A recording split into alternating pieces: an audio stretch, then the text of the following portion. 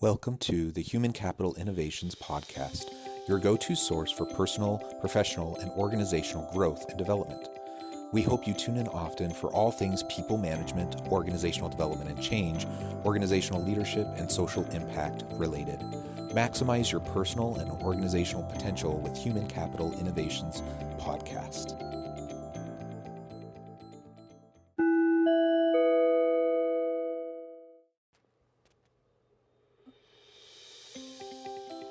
Welcome to the Human Capital Innovations Podcast.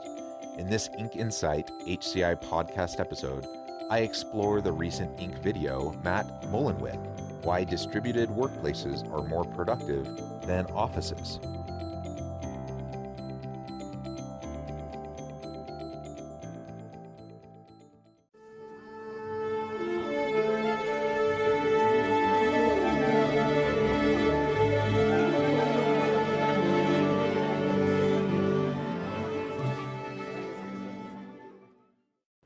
Welcome back to the Human Capital Innovations Podcast. It's great to be with you again today for this Inc. Insight HCI podcast episode. Today I'll be exploring the recent Inc. video, Matt Mullen, Why Distributed Workplaces Are More Productive Than Offices. WordPress co-founder Matt Mullen explains why even the best office cultures can't compete with distributed workplaces.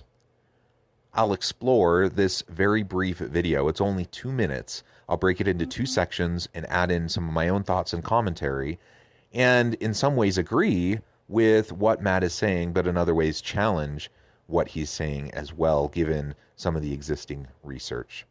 Thanks for joining me, and I'll catch you on the flip side of this first clip.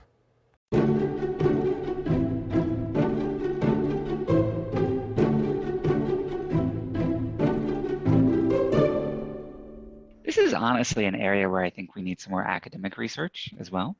I think it depends on what's contributing to the increased productivity. So one thing that would be one of my theories or hypotheses to test is that because people are getting parts of their day back, maybe the time they spend commuting, which could be 10 or 15 minutes, or for some people it could be 2 hours a day. Maybe it's because they can intersperse their day with things that make them happy, like hugging their spouse or kids or going for a walk in the woods or something like that, that it's easier to mix into your workday when you're working from anywhere than if you are, in an office with everyone else. So I guess it would depend. I completely agree with everything he says in the first part of this very brief Inc. video. And he opens, and I appreciate his intellectual honesty, he opens by calling for more academic research into the productivity issues around distributed workforces.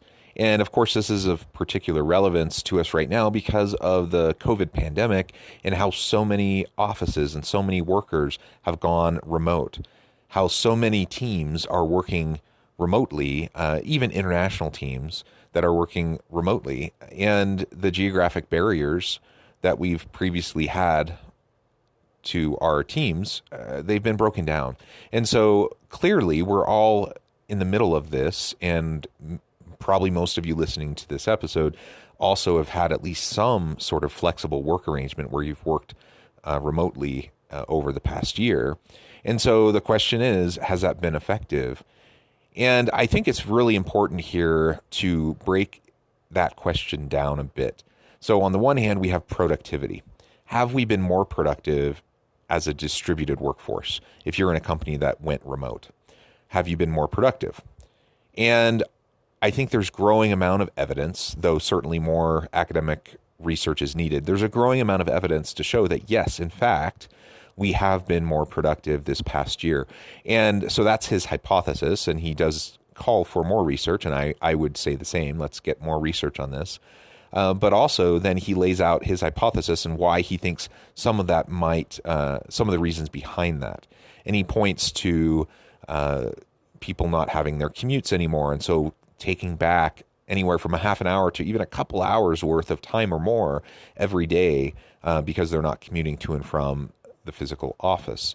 He also talks about the flexibility of the remote work arrangements that allows you to weave in your life throughout your workday and vice versa. So if you need to take a break, if you want to go run an errand, you don't need to get anyone's approval. You don't have to think about taking your lunch break to go do things, or coming home, having all that pressure on your mind, errands after day, you can split things up and you can divide it up and divvy up your day in a way that makes sense to you. Even simple things like just spending, 5-10 minutes during a break with your kids, or giving your wife a hug, or whatever, go take the dogs on a walk multiple times a day. There are so many different little things we can do interspersed throughout our day that can really lead to us being a little bit more centered and connected to our work life, that balance that we're striking, and that can lead to people being a little bit more productive. And I agree that I think that's probably one of the issues at play here, and I would love to see more academic research on that very specific notion of just being able to connect with others in your home life throughout your day in a way to bolster what you're doing and to get you reinvigorated for your work. And I know for me, for example, I know this is an N of one, this is anecdotal, but for me, I've long done a lot of remote work. I'm a professor. I work at the university. Certainly, I have meetings, I have classes, I have office hours and such, but I also have always worked from home quite a bit.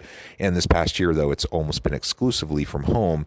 And I've really enjoyed being able to just walk out of my home office and say hi to everybody and smile and give hugs and spend, a little bit of a break with them, or taking the dogs for a walk. And it's made a big difference for me in just being really productive. I can focus on what I'm doing for a time and then take a break like everyone needs to anyways. And then I'm in better shape. I'm in better mental shape going back to my day. And I really want to make sure that I'm as productive as possible during my working times, so that when I'm not working, I can really be there and present with my family and not have to worry about work stuff. And so that's been something that's been helpful for me. Okay. So that's one question though. That's the productivity question. The other part of this that he's not getting at all, he's not touching on at all, is the engagement question. Now, those aren't the same thing. Productivity, an employee being more productive isn't necessarily the same thing as them being more engaged. And in fact, higher levels of productivity without engagement to go along with it, higher levels of productivity can lead to burnout. And that's also something that I've seen some evidence for over this past year, is not only increased levels of productivity, but also increased levels of burnout and all of the stress and anxiety and mental health challenges and social isolation. All of that can be really hard to deal with. And so I think we can't decouple those two questions. They go hand in hand. Sustainable organization, certainly we want productivity, but it has to be done in a sustainable way. And if we're not careful, then very quickly we could burn people out. People are going to leave. They're going to go to other places, or they're just going to start balancing their own scale in terms of what they think is reasonable for their work. And those productivity gains can start to very quickly go away. And at the same time, you diminish commitment to the organization. The other aspect of that goes hand in hand with engagement is company culture. And are you able to establish and maintain and sustain the type of culture that you want in your organization when you're all working remotely and you have this distributed workforce? That's a really important question, and it's certainly possible. There are ways to do it, but it is more challenging when you're all working remotely. So I just wanted to share those thoughts in response to this first part of his remarks around distributed workplaces and the productivity gains that we can see from them.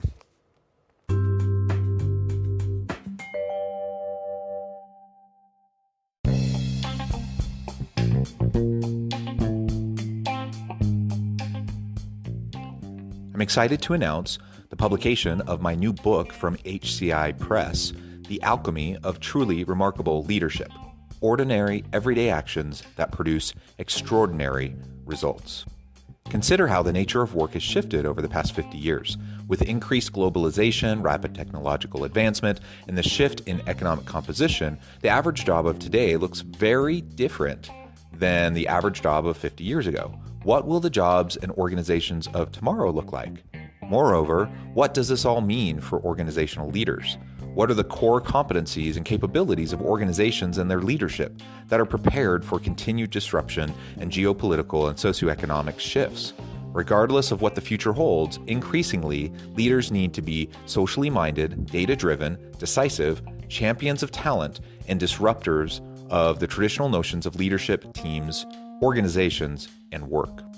The alchemy of truly remarkable leadership will help you to explore your own leadership competencies and capabilities and consider ways to apply and implement them into your workplace and personal life.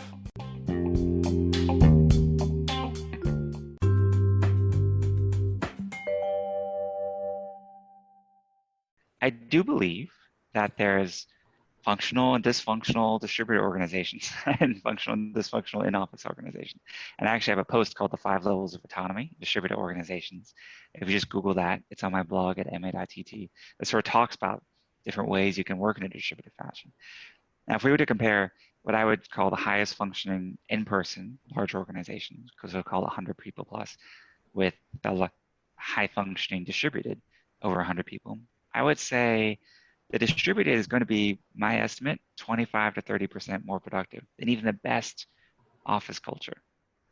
I don't think that's true for very small teams, 10 or 15. If you can get everyone around a conference room, maybe it's better if you're all in the room. But as soon as you get to where you can't fit everyone in the same room, the communication styles, the autonomy, the control, everything that you give to people, the tools to be better at their workday, I think enables much more effective work and a better product. Again, I appreciate how he starts the second part of his remarks here in this second clip, where he says that certainly there are more effective and less effective virtual teams, distributed teams, as well as physical teams, right, and workplaces. And he does make the distinction between those larger organizations that are 100 employees or more and really small organizations. And he seems to acknowledge and suggest that smaller organizations where you can actually get everyone into the same, conference room, that he thinks that probably you can be more productive and effective when you're all together in the same office. But he suggests that once you get outside of that range where everyone can be together in the same room for a meeting, that really the distributed workplace, the remote workers, that it's going to be much more productive than even the most positive company culture that you would see in a physical workplace. And he suggests that it could be 25 to 30% more productive. Now, that's where he loses me, because I'm not sure I see any evidence for that. I'm sure he has his reasons, and he could probably elaborate if I had the chance to ask these questions to him directly. I'm only responding to very brief remarks that he made in response to an interview with Inc. And so I acknowledge that I'm working with limited information, and I'm sure that he could provide some really good reasoning behind his estimate there. But given what I don't know about his reasoning, I can't help but question it. And I think the 25 to 30% increase in productivity gains for a good distributed workplace over even the very best of in-person traditional workplace cultures, I think that is highly questionable for some of the reasons I mentioned in my remarks to the first clip. It is very different to think about productivity gains versus engagement and culture. And just because you can get short-term productivity gains, that doesn't necessarily mean anything for the long-term success of the organization, and it can have very potentially negative consequences for long-term organizational commitment, engagement, and the sustaining and maintenance of a positive and healthy organizational culture. And that's the struggle that I would see in terms of what he suggests is a 25 to 30% productivity gain. And I would suspect that he would mean that in the long term, not in the short term. Now, I will agree with him that there are definitely things that you can do that will have ongoing productivity gains when you're in a distributed workplace. Meetings can happen more effectively and efficiently oftentimes. Well, I should say many types of meetings can happen more effectively and efficiently when you have distributed teams. But there are other types of meetings that are much harder to kind of gain the secret sauce and the magic behind the collaborative energy that happens when you're just on a Teams meeting, on a Zoom meeting, and that's hard to replicate. There are ways to do virtual meetings more effectively, and we could talk about that. And I've talked about it before on the podcast, and that can certainly enhance things. But I think that is a drawback to strictly distributed workforces and virtual team members trying to collaborate and innovate together. But there are other aspects of it that really can be more productive. And I've felt it. I've seen it in my own life this past year. I think, in my mind, this is why it comes back to what many people are suggesting will be the emergence of the hybrid work environment, where you're going to try to get the best of both worlds, where you're going to get together in person when it is called for, when those collaborative strategic sessions and opportunities to really get together, collaborate, innovate, where those really pull us together to be in person. There's going to be a time and a place for that, for sure. But there's also, I think, increased recognition that we don't need to be together in the physical office space as much as perhaps people thought we did before. And I completely agree with that. Again, as someone who for years, for well over a decade, I've had a physical office at the university, and I've put in, depending on the age of my children and if we had a new baby or not, anywhere from 10 hours a week on campus versus, the rest of the time at home, upwards. I've probably never put in more than 30 to 35 hours a week on campus with other work at home. And that ebb and flow has changed over time, dependent on family circumstances. And I've always seen the value of having autonomy and the ability to work virtually and to connect with people and collaborate virtually versus also being able to be together in person. And as much as I've had an incredibly productive year this past year, that I give credit in large part to the pandemic and the everyone else kind of changing their mindset and being more open to virtual teams, as much as I can acknowledge that, I can also see that there are definite drawbacks to it and the limited face-to-face and direct human exposure that we would have if we were together in person. All of that said, we absolutely need to break down the dogma around in-person teams, and I think this pandemic has helped us to do that. So, for example, just arbitrarily having a culture around people having butts in seats and being in person in the office, and first in, last out kind of a mentality about who's the best employee. All of that's nonsense, and that's garbage we just need to get rid of. That doesn't speak to anything about someone's work ethic and productivity and ability to achieve and to have positive outcomes for the organization. Those are outdated kind of social cues and norms that we don't need in our organizations anymore. So let's get rid of that. Let's get rid of the nonsense. Let's hold on to those positive elements that happen through in-person interaction. Let's also embrace the technologically driven productivity gains that can happen, and frankly, the inclusivity gains that can happen as we embrace more virtual and distributed workplace kind of models. And let's do that through a hybrid model where we allow for and accommodate the different circumstances of different employees. I think it's very possible. So I appreciate Matt, and I appreciate his thoughts here, because it's really spurred me on to think about some of these issues and to share some of my thoughts with you. I suspect as I've been sharing my thoughts, you're connecting that with your own experience and what you've observed over this past year, and some of what I'm saying may resonate with you and other things may not resonate with you, and that's great.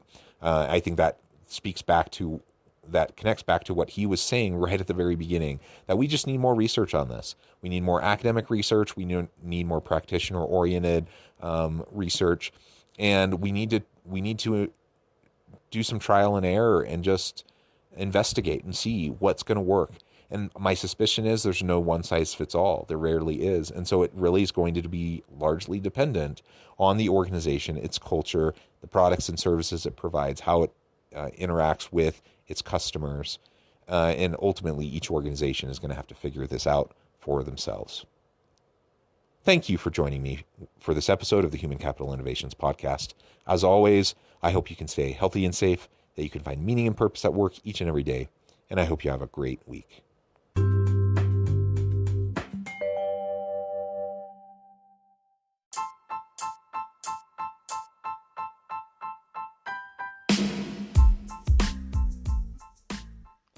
We are excited about the launch of HCI's new magazine, Human Capital Leadership.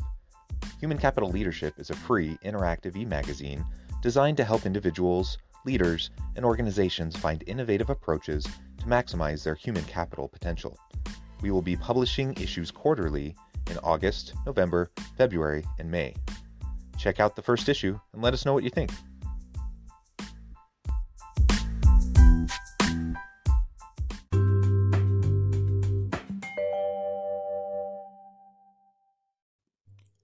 Thanks again for joining us for this episode of the Human Capital Innovations Podcast. I hope you stay healthy and safe and that you have a great week.